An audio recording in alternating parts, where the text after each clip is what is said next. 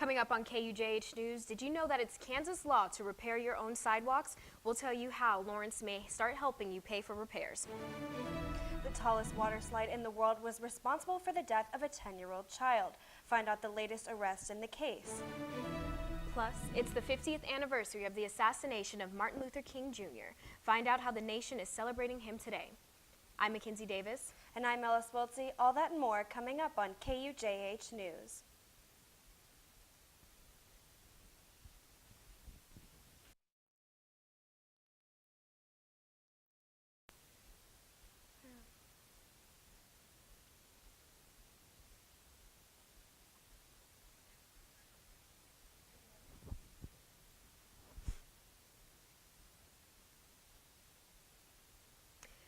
We've been having some unusually cold weather in April. Brittany, what can you tell us about this? Yes, it's definitely not normal for this time of the year. The normal high is about 60 degrees, so we are very cold. Matter of fact, cold today because we have a temperature right now here in Lawrence of 45 degrees. We've had colder, but still very chilly if you're heading out the door. The mostly clear skies are pretty deceiving, though, because you go outside, you think it's going to be very warm, but it is definitely not.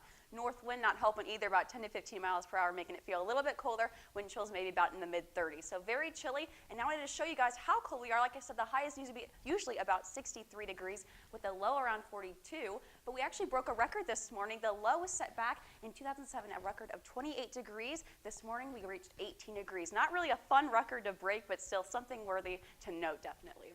Here's your evening forecast. Fairly nice. We're going to stay in the 40s by 7 p.m. and then by 9 o'clock going into 11, we'll reach off and cool down to about 35 degrees. So a little bit chilly, and those clear skies are what's going to help aid that, and the winds are also going to slow down yet again still from the north. I'll tell you just how weird this week's going to end and what the weekend looks like coming up later on the show.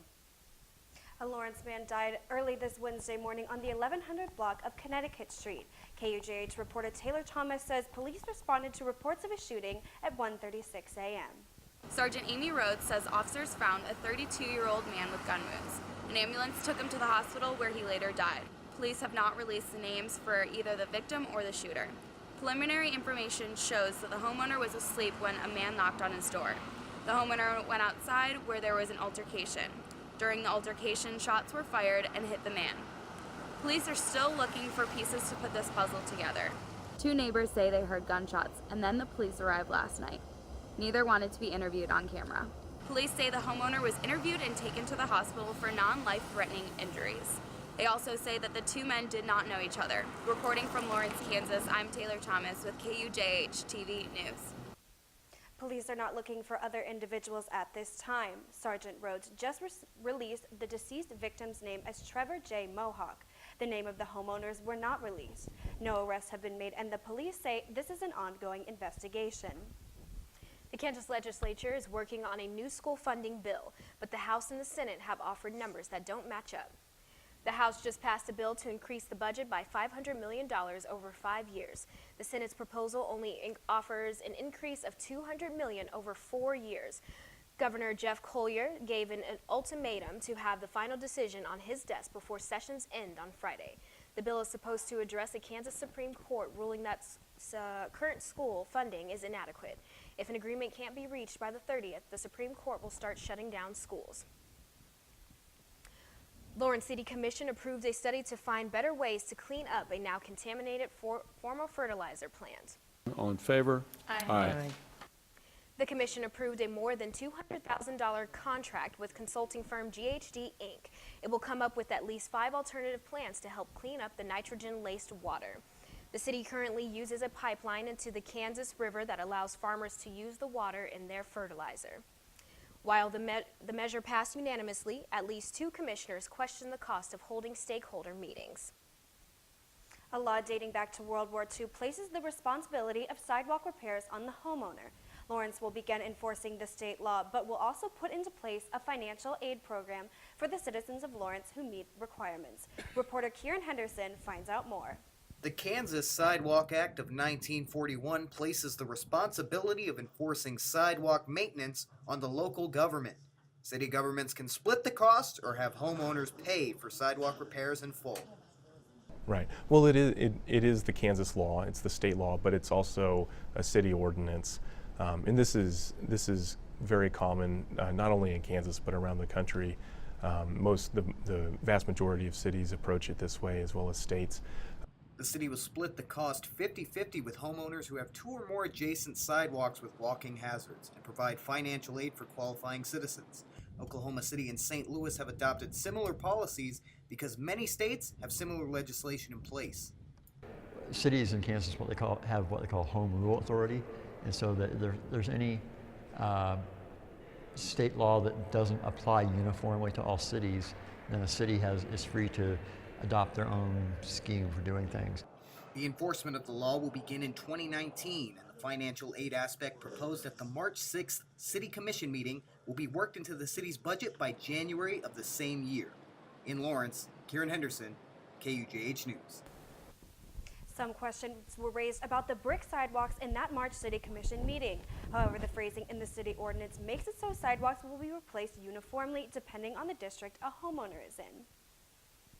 Provost Neely Bendapudi is leaving KU to become the first woman president at the University of Louisville. Bendapudi has been the provost of the university since 2016. Prior to that, she served as the dean of the School of Business. Chancellor Douglas Gerard said in a statement that while this is a loss for KU, I am delighted for Neely. Gerard says he will be naming an interim provost in the next few days and will announce the search for a permanent one in a few weeks. And coming up on KUJH News, President Trump's new tariffs are affecting hundreds of Chinese goods. Find out if any of them will affect you. 50 years ago today, the Lorraine Motel became famous for all the wrong ways. Find out the reason why. Stay tuned for our news across the nation on KUJH News. The YouTube community is still reeling in shock after a female gunman shot 3 people on their campus yesterday afternoon.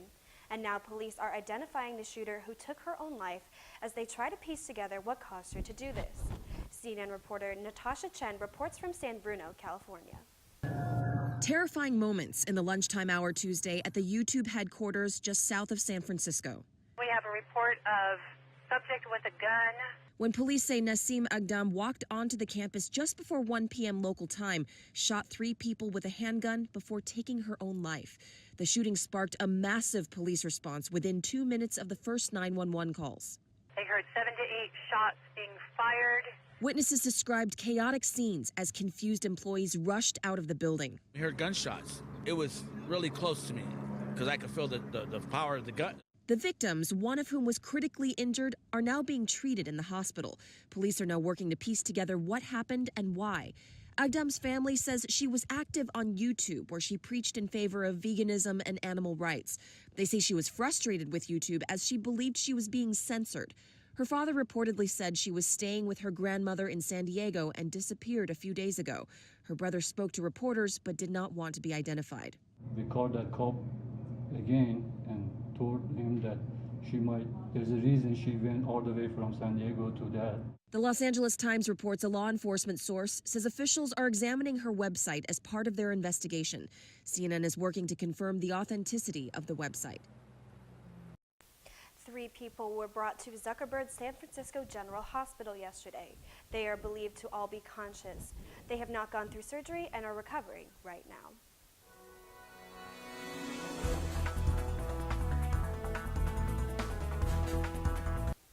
Let's take a look at news from across the nation. Police arrested and charged the designer of a Kansas water slide 2 years after a young boy lost his life on the ride. 72-year-old John Schooley designed Verrucht, the world's tallest slide. 10-year-old Caleb Schwab was decapitated and killed while going down the ride in 2016. Officials say its design violated numerous safety standards. Police charged Schooley with second-degree murder, aggravated battery, and aggravated endangerment in Schwab's death. China unveiled new tariffs today to match the $50 billion in tariffs proposed by President Trump. The new tariffs center on airplanes, cars, and soybeans.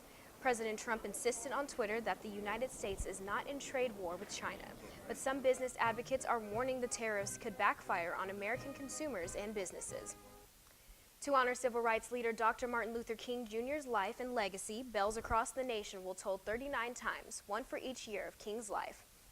Today marks the 50th anniversary of Dr. King's assassination outside his hotel room in Memphis, Tennessee. In Memphis, tributes saluting King will take place in the courtyard of the Lorraine Motel. Members of his family will visit his gravesite in Atlanta and lay a wreath. Other events happening in Washington, D.C. include a morning prayer at the Martin Luther King Jr. Memorial, a silent march from the King Memorial to the National Mall in the act to end racism. And that is your news from across the nation.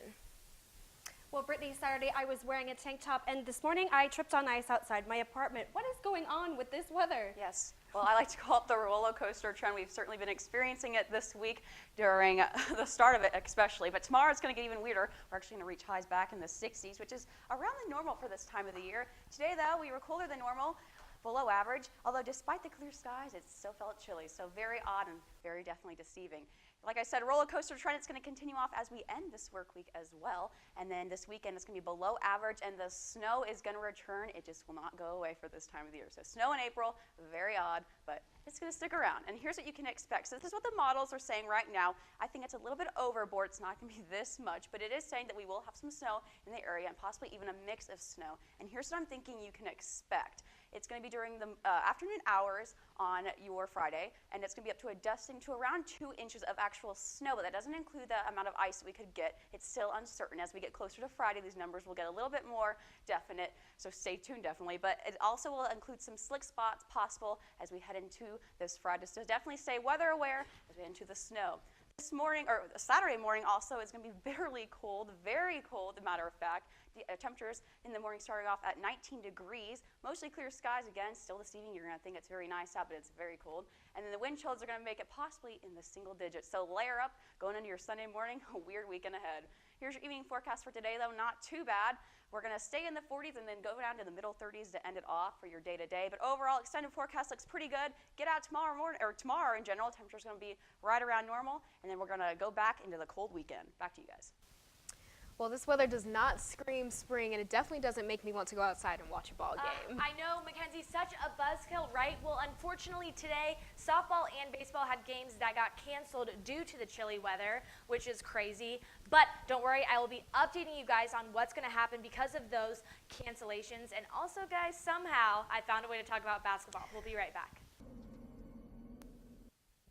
Brittany, this weather is really killing my spring sports right now. Baseball and softball both had to cancel games today. Softball was set to face Wichita today. However, with the projected weekend weather, the game today has been canceled. So that means Big 12 play is starting a day early tomorrow with a doubleheader against OSU. So let's take a look at this matchup. OSU is a strong team now, guys. So I'm going to give you 3 keys to watch out because this could be actually potentially a really good matchup. First, last season, OSU was the best team in the nation at getting on base. So we are going to need to watch our pitching if they start to get hot.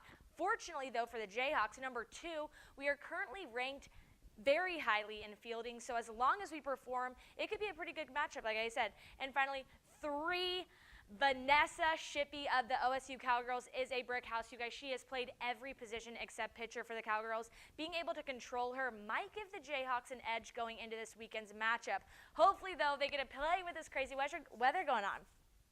Some news coming out of track 2, the Kansas men number 1, yes, 12, are a cross-country coaches association that is a month full. On top of that, men currently have 8 athletes ranked in the 50s for the NCAA. Hussein boom, right there, my man. He is so great at pole vaulting, you guys. You need to watch him. And so is my man, Bryce Hoppel. They are both ranked very highly for the Hawks. You're going to need to keep an eye on these guys as they head to Arizona this weekend, which is going to be warm weather. So they're most likely going to be running. So we're very jealous about that. Now, guys, before the break, I told you that I'm talking about basketball. How is that? Well, you know what? Is it ever too early for a way too early ranking? No, not in my world. So ESPN just put out their way too early top 25, and your Jayhawks are number 1. Coach Self says team is going to be stacked next year. This is a crazy look. Look at these 4 beautiful faces right here, you guys. And the crazy part about it is there's even more on the roster. We've got Malik Newman, a dominant force in March for KU. If he returns, I think he will. He will come in as a preseason All-American because of his performance in the NCAA. Udoka Azubuike, you guys know I love my man Doak. I'm always talking about him. He should return and see the progression he has made just in this season, you guys, this offseason could be really great for him. Charlie Moore, my man right here, he was a transfer from California who there averaged 12.2 points a game and started all 34 points and tallied 121 assists in all of his freshmen, you guys. Marcus Garrett, and if I could go on about this roster, it is just so crazy talented. It's going to be amazing to see what Self does through this offseason. And finally, I'm going to wrap up with my spotlight, guys, and that is my lady, Sharon Lokedi. You guys, I have already spotlighted her, but she just shattered her own record and the school record at this new invitational. You guys, it's going to be so great. I'm going to throw it back over to you guys. Okay, we have something fun for you. Here's a cop, but he's not busting an arrest. He's busting a move. Officer Michael Amthor of Chattanooga Police Force in Tennessee joined the Easter festivities on Sunday to have a dance-off with parents and kids before the community's Easter egg hunt. Even the bunny popped, locked, and dropped it. A former police chief says the department focuses on engaging the community, and that video is further proof. That's great. You guys, that is so awesome. crazy. Yeah.